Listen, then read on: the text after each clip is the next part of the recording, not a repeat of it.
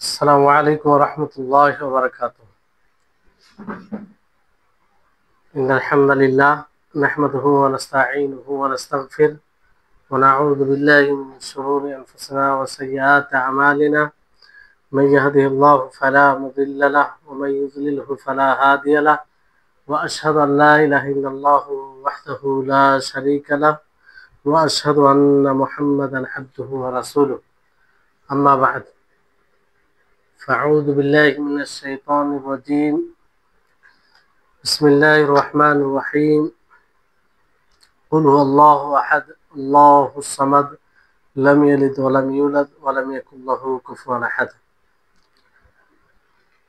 رب اشرح لي صدري ويسر لي أمري واحلل عقدة من لساني يفقهوا قولي. رب زدني علما. اللهم إني أسألك علما نافعا ورزقا طيبا وعملا متقبلا. সম্মানিত, আজকের আল আকিদাতুল ওয়াসিতিয়া 11তম ক্লাসে উপস্থিত সুপ্রিয় ভাই সকল ও সম্মানিতা বোন, প্রশংসা গুণগান সে মহান আল্লাহ তাবারক ওয়া তাআলার নিমিত্তে, যিনি আমাদের সকলকে আজকের ক্লাসে উপস্থিত হওয়ার তৌফিক দিয়েছেন। তারপর আমাদের সকলের প্রাণ প্রিয় নবী করিম মুহাম্মদ মুস্তাফা সাল্লাল্লাহু আলাইহি ওয়াসাল্লাম, ওনার উপর অসংখ্য শান্তি ধারা বর্ষিত হোক। আল্লাহুম্মা সাল্লি আলাইহি আল্লাহুম্মা বারিক আলাইহি। তো আলহামদুলিল্লাহ, আমরা পূর্বের ক্লাসে আল্লাহ তাবারক ওয়া তাআলার বেশ কয়েকটি সিফাত সম্পর্কে জেনেছিলাম, যে আল্লাহ তাবারক ওয়া তাআলা সিফাতে রহমত তার মধ্যে রয়েছে, এবং ইলম এই গুণটিও তার মধ্যে রয়েছে, আর হেফাজত করা এই গুণটিও আল্লাহ তাবারক ওয়া তাআলার মধ্যে রয়েছে। আর এগুলো ব্যাখ্যা করতে গিয়ে বলা হয়েছে যেগুলো আসল অর্থেই এই গুণ আল্লাহ তাবারক ওয়া তাআলার মধ্যে রয়েছে। তবে আল্লাহ তাবারক ওয়া তাআলা তিনি যেমন সত্তা তেমন তার গুণ হবে, মাখলুকের সাথে কোনো সাদৃশ্যতা নেই। আর নাম এক হওয়াতে সে গুণ যে একই হবে এটা জরুরি নয়। তারপরে আল্লাহ তাবারক ওয়া তাআলার আরো সিফাত গুণ রয়েছে, যেমন সন্তুষ্ট হওয়া, রাগান্বিত হওয়া, তারপরে কারো উপরে লান করা, অপছন্দ করা, অসন্তুষ্ট হওয়া, রাগান্বিত হওয়া, এগুলো আল্লাহ তাবারক ওয়া তাআলার গুণ, আল্লাহ তাবারক ওয়া তাআলার সিফাতের মধ্যে রয়েছে, যেগুলো আয়াত দ্বারা প্রমাণিত। শেখুল ইসলাম ইবনে তাইমিয়া রাহিমাহুল্লাহ তিনি বেশ কিছু আয়াত দ্বারা বেশ কিছু আয়াত নিয়ে এসেছেন, যে আয়াতগুলো দ্বারা এগুলো বোঝা যায় যে আল্লাহ তাবারক ওয়া তাআলার মধ্যে এই সিফাত রয়েছে। যেমন লেখক রাহিমাহুল্লাহ তিনি বলেন যে আল্লাহ তাবারক ওয়া তাআলার এই বাণী রাদিয়াল্লাহু আনহু ওয়া রাদু আন, যে আল্লাহ তাআলা তাদের প্রতি সন্তুষ্ট এবং তারা আল্লাহর প্রতি সন্তুষ্ট। তো এখানে সিফাতে রেজা, আল্লাহ তাবারক ওয়া তাআলা তাদের প্রতি সন্তুষ্ট, তো এই সিফাত আল্লাহ তাআলার মধ্যে রয়েছে, এই আয়াত থেকে এটা প্রমাণিত। রাজিয়া ইয়ারদা, সন্তুষ্ট হওয়া, রাজি হওয়া, সন্তুষ্ট হওয়া।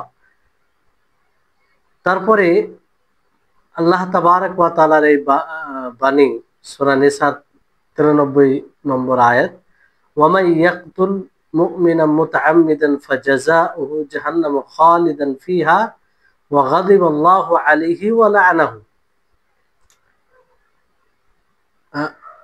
যে যে ব্যক্তি কোনো মুমিনকে ইচ্ছাকৃতভাবে হত্যা করবে তার বদলা, তার জাযা জাহান্নাম হবে, যেখানে সে চিরস্থায়ী থাকবে। আর তার উপরে আল্লাহ তাবারক ওয়া তাআলার ক্রোধ হবে, গজব হবে, এবং তার উপরে আল্লাহ তাআলা লানত হবে। তাহলে এই আয়াতে আল্লাহ তাবারক ওয়া তাআলা নিজেই বলেছেন যে আল্লাহ তাআলার ক্রোধ হবে, রাগ। তার তার মানে আল্লাহ তাবারক ওয়া তাআলার মধ্যে এই সিফাতটি রয়েছে, রাগ করা। আল্লাহ তাবারক ওয়া তাআলা রাগান্বিত হন, আল্লাহ তাআলা রাগান্বিত হন। যেমন এই ব্যাপারে হাদিসে রয়েছে, পূর্বে ক্লাসে আলোচনায় এসেছিল যে একটি হাদিসে নবী করিম মুহাম্মদ সাল্লাল্লাহু আলাইহি সাল্লাম বলেন যে ইন্না রাহমাতি, মানে আল্লাহ তাবারক ওয়া তাআলা ব্যাপারে বলে যে ইন্না রাহমাতি সাবাকাত গাযাবি, যে আমার রহমত আমার গজব, রাগ থেকে প্রাধান্য পেয়েছে, মানে এগিয়ে গেছে। যাই হোক, এখানেও রাগের কথাটা আছে। তাই আয়াত থেকে এটা স্পষ্ট হয় যে আল্লাহ তাবারক ওয়া তাআলা তিনি রাগান্বিত হন, তিনার মধ্যে এই গুণটি রয়েছে। এটা অবশ্যই আমাদেরকে ঈমান রাখতে হবে যে আল্লাহ তাবারক ওয়া তাআলা তিনি রাগান্বিত হন। তারপরে আল্লাহ তাবারক ওয়া তাআলার এই বাণী সূরা মুহাম্মদের 28 নম্বর আয়াত, যালিকা বিআন্নাহুম ইত্তাবাউ মা আসখাতাল্লাহু ওয়া কারিহু রিদওয়ানাহু, যে এটাই যে তারা অনুসরণ করে যা আল্লাহ তাআলাকে অপছন্দ করে, ইয়া আল্লাহ তাআলার কে অসন্তুষ্ট করে, আর তারা অপছন্দ করে তার সন্তুষ্টিকে, তার সন্তুষ্টিকে সন্তুষ্টি সান্নিধ্যকে অপছন্দ করে। তো এখানে আসখাতাল্লাহ বলা হয়েছে, মানে যা আল্লাহ তাআলাকে অসন্তুষ্ট করে। তো আসখাতা অসন্তুষ্ট করা, তো আল্লাহ তাবারক ওয়া তাআলা অসন্তুষ্ট হয়, তেনার মধ্যে এই গুণটি আছে, এটা এই আয়াত থেকে প্রমাণিত। এবং তিনি অপছন্দ করেন, সেটাও প্রমাণিত এই আয়াত থেকে। আল্লাহ তাআলা কি বলেন, ওয়াকারিহু রিদওয়ান, মানে এই আয়াত থেকে এটা প্রমাণিত হয় যে আল্লাহ তাবারক ওয়া তাআলা অনেক জিনিসকে, মানে আল্লাহ তাআলা অনেক জিনিস থেকে অসন্তুষ্ট হয়, হ্যাঁ, কিংবা অসন্তুষ্ট এই গুণটি আল্লাহ তাবারক ওয়া তাআলার মধ্যে রয়েছে। তারপরে আরেকটি আয়াত তিনি নিয়ে এসেছেন সূরা যুখরুফের 55 নম্বর আয়াত, ফালাম্মা আসাফুনা ইনতাকামনা মিনহুম, যে যখন তারা আমাকে রাগান্বিত করলো, তো আমি তাদের থেকে বদলা নিলাম, প্রতিশোধ নিলাম। তো এখানে রাগ, মানে আসাফুনা এর অর্থ হচ্ছে রাগানো, গজব এর অর্থে। তো এখানেও এই বিষয়টি আসছে যে আল্লাহ তাবারক ওয়া তাআলার মধ্যে এই গুণটি রয়েছে।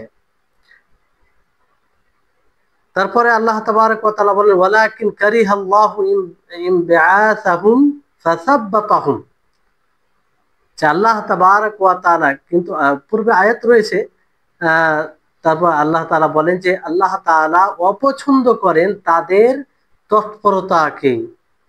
তো আল্লাহ তাআলা তাদের তৎপরতাকে অপছন্দ করার ফলে তাদেরকে শিথিল করে দেন, শৈথল্যবাদী করে দেন আল্লাহ তাআলা তাদেরকে।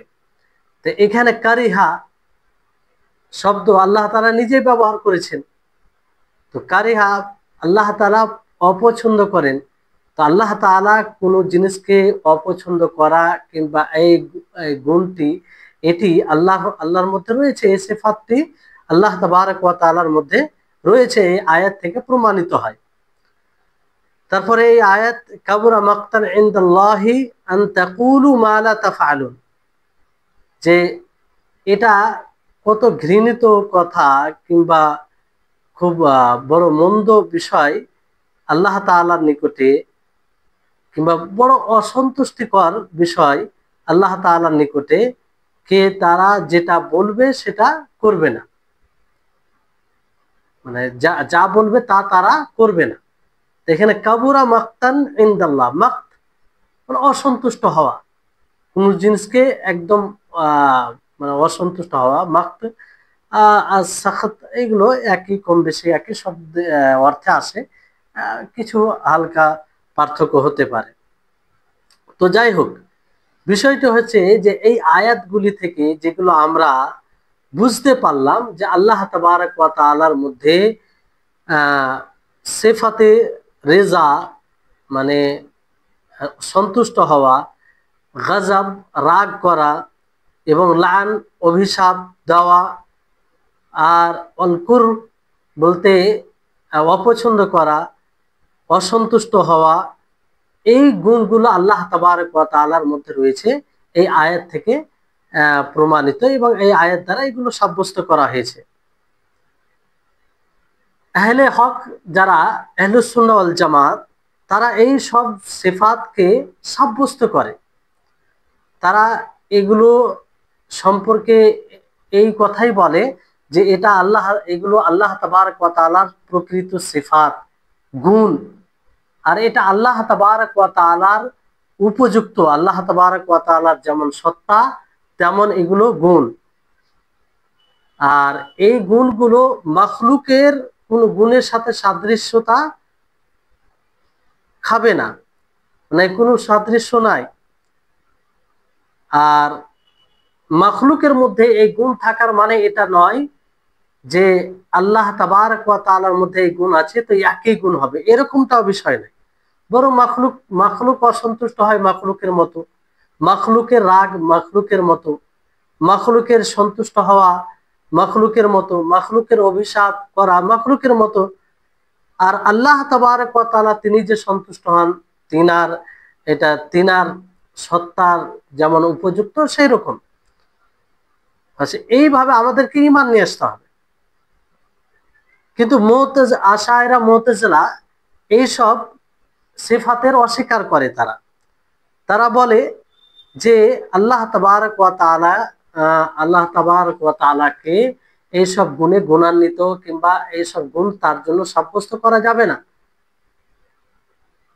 কারণ কেন করা যাবে না?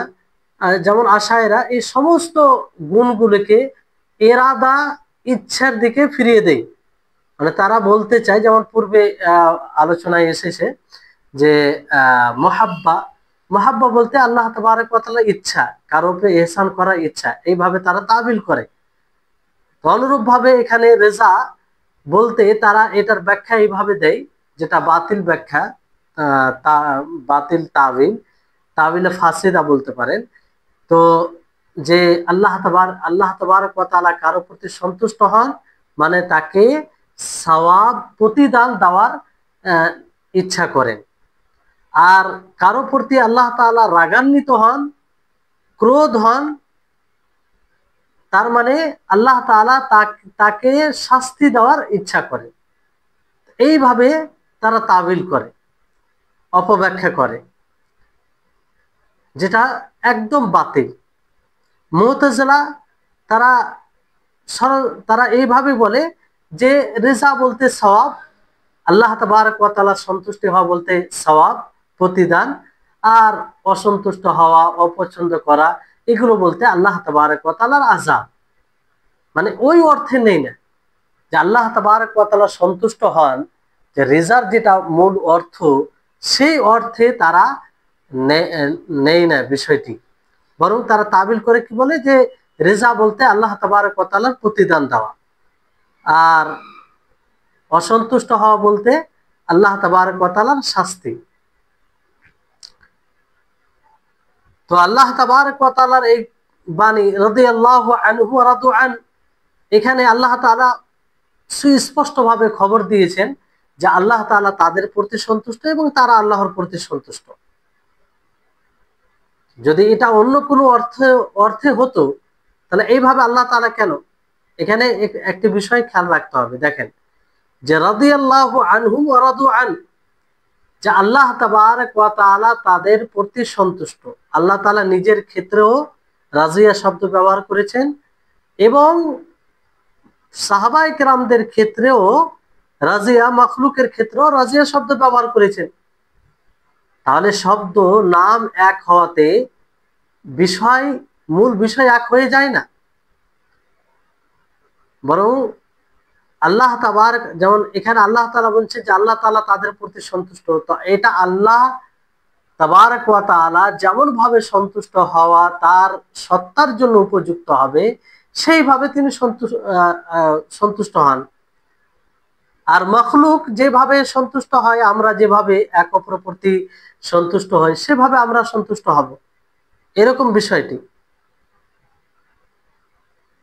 আর আল্লাহ তাবারক ওয়া তাআলা সন্তুষ্ট হয়ে যাওয়া কারো প্রতি কোনো জিনিসের ওপরে, এটা সবচেয়ে বড় বিষয়, সবচেয়ে বড় বিষয়, এবং এটা সবচেয়ে বড় নিয়ামত। যেমন আল্লাহ তাআলা সূরা তওবার ৭২ নম্বর আয়াতে বলেন, ওয়া রিদওয়ানুম মিনাল্লাহি আকবার, যে আল্লাহ তাবারক ওয়া তাআলা সন্তুষ্টি হচ্ছে সবচেয়ে বড় বিষয়, সবচেয়ে বড় নিয়ামত। এর চেয়ে আর বড় নিয়ামত কি হতে পারে?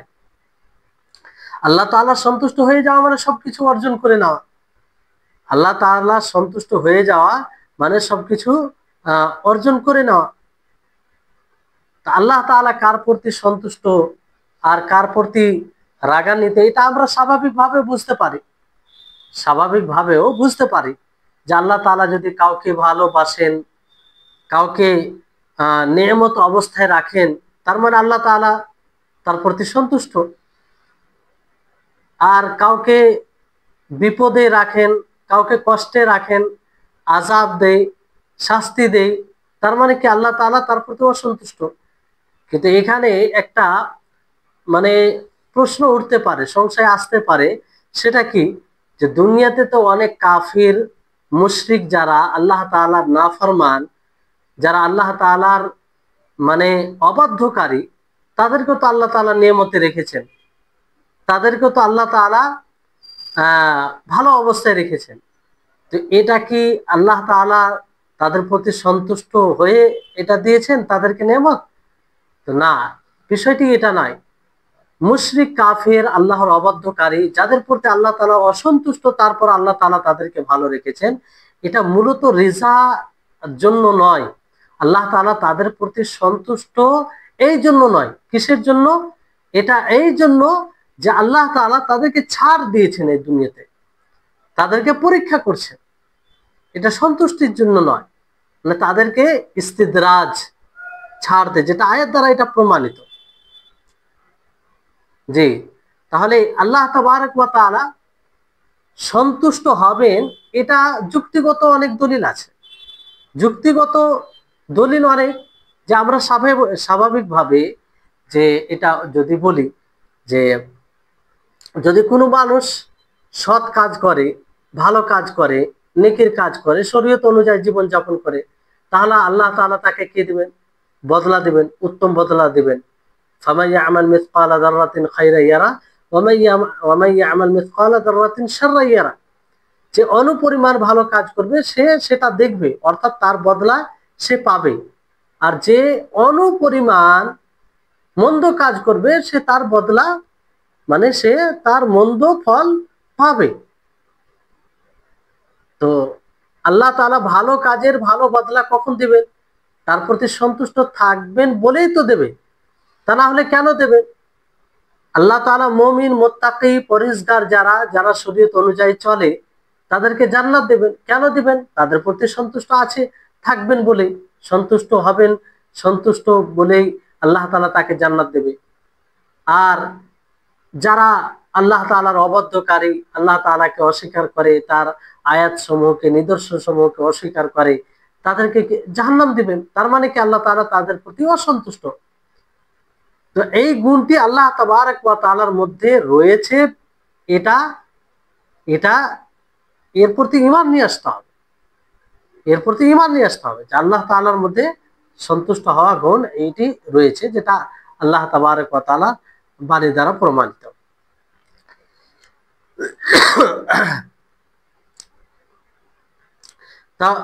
তাহলে এই হচ্ছে বিষয়। তারপরে যে আয়াতটি বলা হয়েছে, ওয়া মান ইয়াকতুল মুমিনা মুতাআম্মিদান ফাজাযাউহু জাহান্নামু খালিদান ফাজাযাউ জাহান্নাম খালিদান ফিহা ওয়া গাদিবা আল্লাহু আলাইহি ওয়া লা'নাহু। এই আয়াতে আল্লাহ তাবারক ওয়া তাআলা যে ইচ্ছাকৃত হত্যা করে কোনো মুমিনকে তার জন্য শাস্তি 5 রকম শাস্তির কথা বলেছেন। কয় রকম? 5 রকম। এখানে দেখেন যে আল্লাহ তাআলা বলেন যে ব্যক্তি কোনো মুমিনকে ইচ্ছাকৃতভাবে হত্যা করবে তার বদলা কি? জাহান্নাম হবে। আর শুধু জাহান্নাম বলে আল্লাহ তাআলা যথেষ্ট করেননি, সে চিরস্থায়ী। 2, তারপরে গাদিব আল্লাহ, আল্লাহ তাআলার তার উপরে ক্রোধ হবে। কি হবে? ক্রোধ হবে, রাগান্বিত হবে। ওয়ালা আনাহু, এবং তার উপরে অভিশাপ। এইভাবে বেশ কয়েকটি শাস্তির কথা বলা হয়েছে। তাহলে কোনো মুমিনকে হত্যা করা ইচ্ছাকৃতভাবে এটা কত জঘন্য অপরাধ। আর মুতাআম্মিদান বলতে ইচ্ছাকৃতভাবে কোনো মানুষকে এমনভাবে কোনো মানুষকে উদ্দেশ্য করে এমন জিনিস দ্বারা, এমন অস্ত্র দ্বারা হামলা করা, আক্রমণ করা, যেটা দ্বারা স্বাভাবিকভাবে মানুষ মারা যায়, যেটা দ্বারা এটা ধারণা করা যায় যে মানুষের উপর আক্রমণ করতে গেলে এটা মানে সে মারা যেতে পারে। তাহলে এটাই হচ্ছে মানে ইচ্ছাকৃতভাবে হত্যা করা। তো এখানে আল্লাহ তাআলার গজব, আল্লাহ তাআলার ক্রোধ, আল্লাহ তাআলার লানত, এগুলো সব আল্লাহ তাবারক ওয়া তাআলা নিজের জন্য এখানে উল্লেখ করেছেন। তো এটা খুব জঘন্য অপরাধ, খুব জঘন্য অপরাধ এটা। কিন্তু বিষয়টি হচ্ছে এত জঘন্য অপরাধ এখানে, তো এই জঘন্য অপরাধ কি এ থেকে কি ক্ষমা নেই? যদি কোনো ব্যক্তি ধরেন কাউকে হত্যা করেই দিল, এইভাবে তার দ্বারা হয়ে গেছে, তো সে যদি তওবা করে তারপরে কি এই ওঈদ, এই ধমকের সে উপযুক্ত থাকবে, না তওবার দ্বারা এটা সে ছাড় পেয়ে যাবে? এখানে ইবনে উসাইমিন রাহিমাহুল্লাহ তিনি স্পষ্ট করেছেন যে তওবা যদি করে তাহলে আল্লাহ তাআলা মাফ করবেন, আল্লাহ তাআলা মাফ করবেন, আর এই ওঈদ তার উপরে থাকবে না, কারণ তওবা দ্বারা গুনাহ মাফ হয়ে যায়। তবে কিছু ক্ষেত্রে কিছু দিক দিয়ে সে হয়তো তার বিষয়টি মুআল্লাক, মানে লটকে থাকবে, মানে ঝুলন্ত থাকবে, কিন্তু এই পুরোপুরি ওয়াঈদটা তার উপরে তখন থাকবে না। যেমন সূরা ফুরকানে দেখবেন সেখানে বলা হয়েছে যে যারা হত্যা করবে, মানে হত্যা করবে না, কিংবা বলা কিভাবে বলা হয়েছে সেই আয়াতগুলোতে, বেশ কয়েকটি আয়াতে। তো শেষে তওবার কথা আল্লাহ তাআলা বলেছেন যে হ্যাঁ, ইল্লা মান তাবা, যারা তওবা করবে।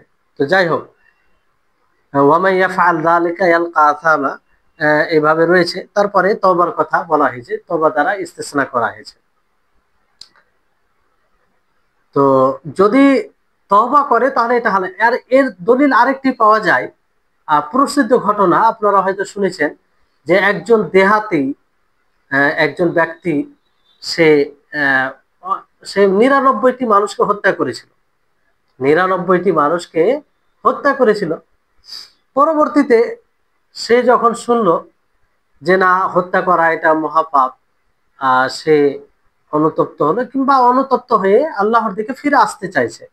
এর সমাধানের পথ খোঁজাখুঁজি করছে, এর মধ্যে কাউকে জিজ্ঞাসা করে যে আমি এরকম বিষয় 99টি লোককে হত্যা করে দিয়েছি, আমার কি কোনো সমাধানের পথ আছে?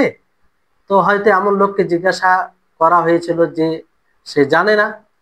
তো সে আশ্চর্য হয়ে বলে যে তুমি 99কে হত্যা করেছো, তোমার কোনো সমাধানের পথ নেই। তো তাকেও হত্যা করে সে 100টি পূর্ণ করে দেয়।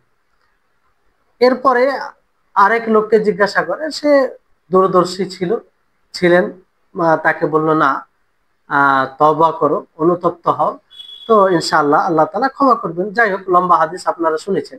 তো তো সেই হাদিস থেকেও এটা প্রমাণিত, যদি কেউ তওবা করে তাহলে এটা মাফ, মানে এই ওয়াঈদ যে আয়াতে বলা হয়েছে এত কঠোর ওয়াঈদ, ধমক, সেটা থাকবে না তার উপরে। তো এখানে যে আয়াতে বলা হয়েছে যে খালিদান ফিহা, সেখানে সে চিরস্থায়ী থাকবে, চিরস্থায়ী থাকবে। তো অনেকেই বলেছেন যে এটা হয়তো অনেক লম্বা সময় নিয়ে থাকবে, এই জন্য খালিদিনা ফিহা এটা ব্যবহার করা হয়েছে। আর এখানে যে লান, মানে অভিশাপ বলতে কি, আল্লাহর রহমত থেকে বঞ্চিত করা, কাউকে আল্লাহর রহমত থেকে বঞ্চিত করা কিংবা আল্লাহর রহমত থেকে দূর করে দেওয়া। লান আত-তারদু ওয়াল ইবআদু আন রাহমাতিল্লাহ। আর লাইন অথবা মালউন বলা হয় ওই ব্যক্তিকে যার উপরে লান, মানে রহমত থেকে, আল্লাহর রহমত থেকে দূর হয়ে যাওয়া জরুরি হয়ে যায়, সাব্যস্ত হয়ে যায়, কিংবা যার উপরে বদদুয়া করা হয়। তো এই হচ্ছে বিষয়। যাই হোক, এখানে একটি মানে সংশয় জাগছে যে শিরকের গুনার ব্যাপারে আল্লাহ তাবারক ওয়া তাআলা বলেন যে ইন্নাল্লাহা লা ইয়াগফিরু আন ইউশরাকা বিহি ওয়া ইয়াগফিরু মা দুনা যালিকা লিমান ইয়াশা, যে শিরক ব্যতীত আল্লাহ তাআলা যতগুলো গুনাহ আছে ক্ষমা করবেন আল্লাহ তাআলা চাইলে। যে এই আয়াতে যে বলা হচ্ছে যে শিরক করে কেউ যদি মারা যায় আর তওবা না করে তাহলে সে চিরস্থায়ী জাহান্নামী হবে। এখানে এই হত্যার ক্ষেত্রেও তো চিরস্থায়ী বলা হচ্ছে, তা আসলে বিষয়টি কি? তো এর উত্তর ওলামাগণ দিয়েছেন বিভিন্ন ভাবে। যেমন একটি উত্তর এইভাবে যে, যে ব্যক্তি কোনো মুমিনকে এই উদ্দেশ্যে, মানে এটা মনে করে হত্যা করবে যে এটা হালাল, হালাল মনে করে হত্যা যদি করে, তাহলে মানে হালাল মনে করে হত্যা করে ইচ্ছাকৃত, তাহলে তার জন্য এটা চিরস্থায়ী জাহান্নাম হবে, সে সেখান থেকে আর বের হবে না। কিন্তু এই উত্তরটি মানে কেমন কেমন লাগছে, এই কারণে যে যদি কেউ এই কাজটিকে হালাল মনে করে তো এমনি তো সে কাফের, আর কাফের তো জাহান্নামে যাবে, কাফের জাহান্নামে যাবে, এতে কোনো সন্দেহ নেই। তো এখানে এইভাবে বলার উদ্দেশ্যটা কি? তারপরে অনেকেই বলেছেন যে আসলে এই যে জাযা, সে চিরস্থায়ী জাহান্নামে থাকবে, মানে খালিদিনা ফিহা বলা হয়েছে। তো এই প্রতিদান ওই ব্যক্তির জন্য হবে যে এর উপযুক্ত, আসলে যে এই কাজটি করেছে আসলে সে তার এই শাস্তির উপযুক্ত। যদি তাকে বদলা দেওয়া হয়, তার শাস্তি দেওয়া হয়, তো এটারই সে উপযুক্ত। উপযুক্ত হওয়া সত্ত্বেও হয়তো আল্লাহ তাআলা দেবে না, যদি সে তওবা করে কিংবা সৎ আমল করে এবং তার মন্দ কর্মের উপরে সৎকর্ম ভারী হয়ে যায়, তাহলে হয়তো এই শাস্তি দেবে না, কিন্তু সে এই শাস্তির উপযুক্ত। এই হিসাবে আল্লাহ তাআলা খালিদিনা ফিহা বলেছেন যে সে চিরস্থায়ী জাহান্নামী। আবার এটাও বলা হয়েছে যে এটা মানে ধমক কিংবা বকা ঝকা, মানে যাতে এই কাজটি একদম ঘৃণার দৃষ্টিতে কিংবা না করে, বকা কঠোরভাবে নিষেধের উদ্দেশ্যে এইভাবে বলা হয়েছে। অনেকে বলেছেন যে এখানে খুলুদ সবসময় থাকবে, চিরস্থায়ী থাকবে বলতে লম্বা সময় পর্যন্ত থাকবে, লম্বা সময় পর্যন্ত থাকবে। অনেকে আবার এটাও বলেছেন যে না, আসলে এটা কারণ, যে এটা কারণ, কারণ বলতে যে যে কোনো ব্যক্তি যদি মুমিনকে ইচ্ছাকৃতভাবে হত্যা করে তাহলে তার এই হত্যা করাটা জাহান্নামে চিরস্থায়ী থাকার একটি কারণ। হ্যাঁ, যদি এর মধ্যে কোনো মানে কোনো বাধা দানকারী কোনো বিষয় পাওয়া যায় তো ভিন্ন বিষয়। বাধা দানকারী কোনো বিষয় পাওয়া যায় তো ভিন্ন বিষয়, যেমন ধরেন যে ওয়ারাসা, আপনার উত্তরাধিকারী যে ভাগ বন্টনের বিষয়, আহ, এটা পাবে উত্তরাধিকারী হিসাবে, কিন্তু যদি সে গোলাম হয়, দাসী হয়, তো সে পাবে না। কারণ তার মধ্যে একটা চলে এলো, মানে চলে এলো, বাধা দানকারী চলে এলো। তো অনুরূপ ভাবে কেউ যদি কোনো মমিনকে ইচ্ছাকৃত ভাবে হত্যা করে, তো তার এই হত্যা করাটা মানে কারণ চিরস্থায়ী জাহান্নামে থাকার।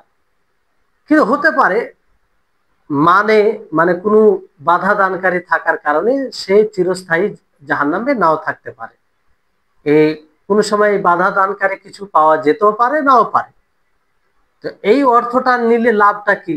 লাভটা এটাই যে এই অর্থ নিতে গেলে বড় ভয়ঙ্কর বিষয় হতে পারে, বড় ভয়ঙ্কর বিষয় কিংবা ভয়াবহতা রয়েছে এর মধ্যে, জটিল বিষয় হয়ে যাবে তখন।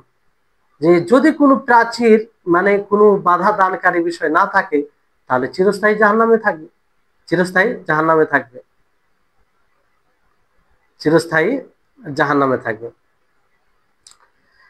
তারপর আরেকটা বিষয় এখানে যেটা হয়তো পূর্বে বলা উচিত ছিল, যে তওবা যদি করে তা আল্লাহ তাবারক ওয়া তাআলা, হ্যাঁ হ্যাঁ, এর সাথে এর পূর্বে যে কথাটা বললাম তার সাথে রিলেটেড কথা আরেকটি, যে হত্যা করাটা বড় জটিল বিষয়।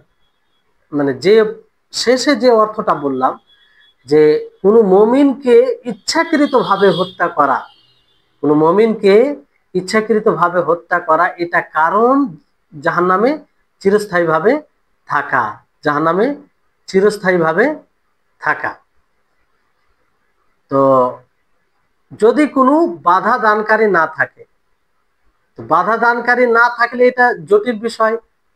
আর কোন হাদিস আছে যে মানুষ মানুষের দিন সহি সালামত থাকে অতক্ষণ পর্যন্ত, যতক্ষণ পর্যন্ত সে কাউকে হত্যা না করে। অকারণে কাউকে যদি হত্যা করে তাহলে তার দিন খুব ভয়াবহ অবস্থায় থাকে, সে দিন থেকে বেরিয়েও যেতে পারে, যে হাদিসের ভাব অর্থ এটা বেরিয়ে আসে। তো ওই হিসেবে যে অর্থটা বলা হলো, এটা বেশি কাছের মনে হচ্ছে, বেশি কাছের মনে হচ্ছে। তো যাই হোক, বিষয়টি হচ্ছে আহ এগুলো একটা আরেকটি যেটা অর্থ বলা হলো যে লম্বা সময় পর্যন্ত থাকবে, এটাও একটা উপযুক্ত অর্থ বলা যেতে পারে। কারণ আল্লাহ তাবারক ওয়া তাআলা এখানে খালিদিন ফিহা আবাদা বলেননি, আবাদা বলতে গেলে একদম তাকিদ হয়ে গেল। খালিদিন ফিহা মানে লম্বা সময় পর্যন্ত থাকবে, এই জন্য বলে আহ, যখন মানুষ কোনো বিষয়ে কোনো জিনিসে লম্বা সময় পর্যন্ত সময় কাটায়, তখন আহ, এরকমটা হয় যে আপনার হচ্ছে যে অনেক সময় বলা হয় যে কোনো মানুষ যখন কোনো এতে লং সময় কাটায়, তখন বলে যে সে সব সময় ওখানে আছে, এরকম বলা হয়। তো এরকম ভাবে এটা বলা হয়েছে। আর যে কোনো হাদিস দ্বারা এটা প্রমাণিত যে ক্ষমা হবে না। হুম। তো এটা একদিক দিয়ে মানে ঠিক আছে, যদিও মানে কারণ বলা হয় যে কাতিলের উপরে তিন প্রকার হক থাকে, যে হত্যাকারী তার উপরে তিন প্রকার হক থাকে। একটা হচ্ছে আল্লাহর হক, আর একটা হচ্ছে উত্তরাধিকারীর হক, উত্তরাধিকারীর হক, আর একটা হচ্ছে মাকতুল মানে যাকে হত্যা করা হয়েছে তার হক। তো আল্লাহ তাআলা হক তিনি তো তওবা দ্বারা মাফ করে দিবেন। হ্যাঁ। আর যেটা উত্তরাধিকারী হক, এটা দুনিয়াতে যদি দিয়ে দেয় তাদেরকে, যে তাদের যেটা প্রাপ্য, তাহলে তো সেটা এমনিতেই মানে সাকিত হয়ে যাবে, কিংবা মাপের মাধ্যমে, ক্ষমার মাধ্যমে। আর মাকতুল যেটা যাকে হত্যা করা হয়েছে, তার যেটা হক, তার যেটা হক সেটা কিন্তু আপনার ক্ষমা হবে না, সেটা কিয়ামত দিবসে সেটা ফয়সালা হবে, কিয়ামত দিবসে ফয়সালা হবে। কারণ হাদিসে এসেছে যে তার হাতে মাথা দেওয়া হবে আর বলা হবে যে ইয়া রব্বি সাল হাদা ফিমা কাতারানি, হে আমার রব, যে এই ব্যক্তিকে আপনি এই বান্দাকে আপনি জিজ্ঞাসা করুন যে আমাকে কেন কিসের জন্য হত্যা করেছে সে।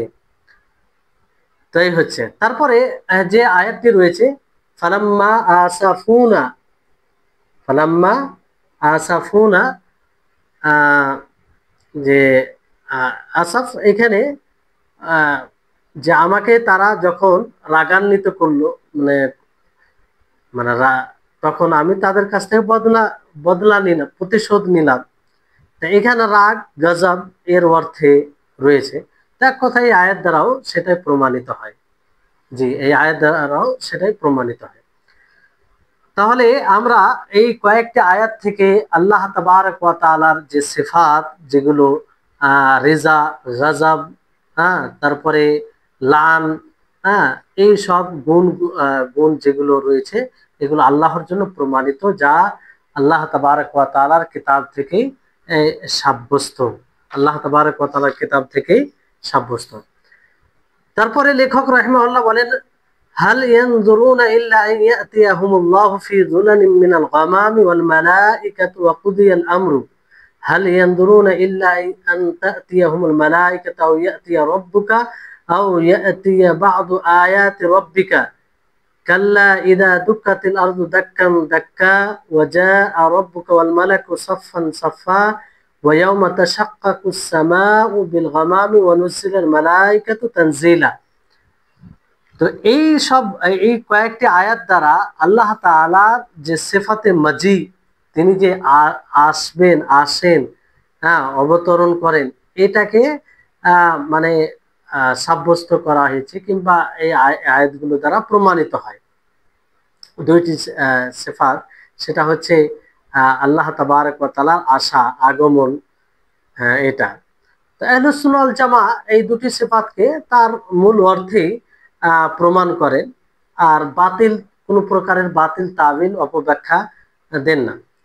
আল্লাহ তাবারক ওয়া তাআলা তিনি বলেন যে তারা অপেক্ষা করে যে তাদের নিকটে আল্লাহ তাআলা আসবে ফি যুলালিম মিনাল গামামি, বাদল মেঘের ছায়ার এতে, ওয়াল মালায়েকা আর ফারিস্তাগণ, ওয়া কুদিয়াল আমর আর বিষয়ের ফয়সালা করা হবে। তারপরে আয়াতে তাই বলা হয়েছে যে হাল ইয়ানজুরুনা ইল্লা আন তাতিয়াহুমুল মালায়েকা, তারা অপেক্ষা করে যে ফারিস্তা তাদের নিকটে আসবে, অথবা তোমার রব আসবে, আও ইয়াতিয়া বাদু আয়াতি রব্বিক, অথবা তোমার রবের কিছু নিদর্শন আসবে। কাল্লা ইদা দুক্কাতিল আরদু দাক্কান দাক্কা, আর কখনো না, যখন জমিন চুর চুর হয়ে যাবে, ওয়া জাআ রাব্বুকা ওয়াল মালাকু সাফফান সাফফা, আর তোমার রব আসবে আর ফারিস্তা কাতার বন্দী হয়ে। তো এখানেও আসার কথা এসেছে জাআ, জাআ। ওয়া ইয়াওমা তাশাক্কাকুস সামাউ বিল গামামি ওয়া নুজিলাল মালাইকাতু তানজিলা, আর সেই দিন আসমান ফেটে যাবে আর ফারিস্তা নাজিল হবে। তো বিষয় হচ্ছে, মূল বিষয় হচ্ছে যে এই সমস্ত আয়াত দ্বারা যেটা আল্লাহ তাবারক ওয়া তাআলার সিফাত ইতিয়ান ও মাজি, এটার মানে প্রমাণ হয়। আহলুস সুন্নাহ ওয়াল জামা এই দুটি সিফাতকে তার প্রকৃত অর্থে সাব্যস্ত করেন, কিন্তু সেটা ধরন কি, তিনি কিভাবে আসেন, কিভাবে আগমন হয়, সেটা আল্লাহ তাবারক ওয়া তাআলার সত্তার উপযুক্ত। তার ধরন আহলুস সুন্নাহ ওয়াল জামা কখনো বলেন না।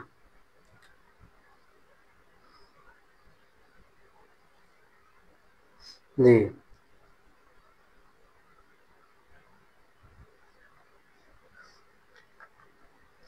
তো আল্লাহ তাবারক ওয়া তাআলা যতগুলো নাম ও গুণ রয়েছে, সেই নাম ও গুণ সম্পর্কে মৌলিক বিষয় এটাই খেয়াল রাখতে হবে যে যতটুকু কোরআন ও হাদিসে প্রমাণিত ততটুকু তার উপরে ঈমান নিয়ে আসতে হবে। হ্যাঁ, তার অতিরিক্ত কিছু বলা যাবে না। আর মৌলিকভাবে আল্লাহ তাবারক ওয়া তাআলার কোনো গুণ, আল্লাহ তাবারক ওয়া তাআলার কোনো নাম মাখলুকের সাথে সাদৃশ্য নয়। না মাখলুকের সাথে উপমা দেওয়া যাবে। আর এটার কারণ বলা হয়েছে পূর্বে, বলা হয়েছে যে কেন তার সাথে উপমা দেওয়া যাবে না, কেন মানে কেয়াস করা যাবে না। এগুলো সব কারণ পূর্বে আহ, মানে আলোচনা হয়েছে, আশা করি আপনাদের মনে আছে।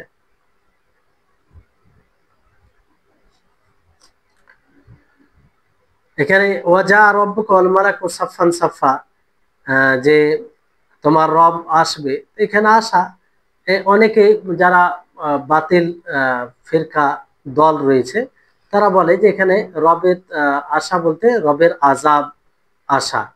এটা অপব্যাখ্যা, অপব্যাখ্যা ছাড়া কিছু নয়। কারণ এই আয়াতে এটা উদ্দেশ্য যে আল্লাহ তাবারক ওয়া তাআলা কিয়ামত দিবসে ফয়সলা, সিদ্ধান্ত করার জন্য তিনি আসবেন। কিন্তু কিভাবে আসবেন? আর ফারিস্তা সকলেই তারা তার তাজিমে কাতারবন্দি হয়ে থাকবে, তার সম্মান প্রদর্শনে মানে তাজিমে কাতারবন্দি হয়ে থাকবে। আর আসার সময় আসমান মানে আহ, ফেটে যাবে।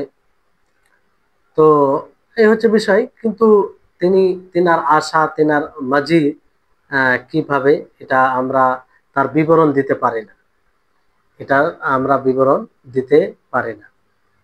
জি।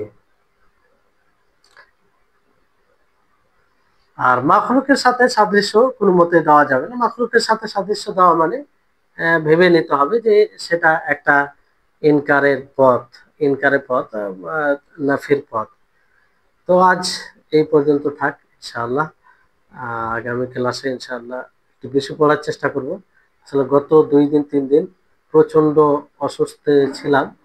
আলহামদুলিল্লাহ, আল্লাহর বিশেষ রহমতে সুস্থ রেখেছেন। আহ, আগামী ক্লাসগুলি থেকে ইনশাআল্লাহ একটু বেশি করে পড়ার চেষ্টা করব। আখির দাওয়ানা আলহামদুলিল্লাহি রাব্বিল আলামিন। আসসালামু আলাইকুম ওয়া রাহমাতুল্লাহি ওয়া বারাকাতুহু।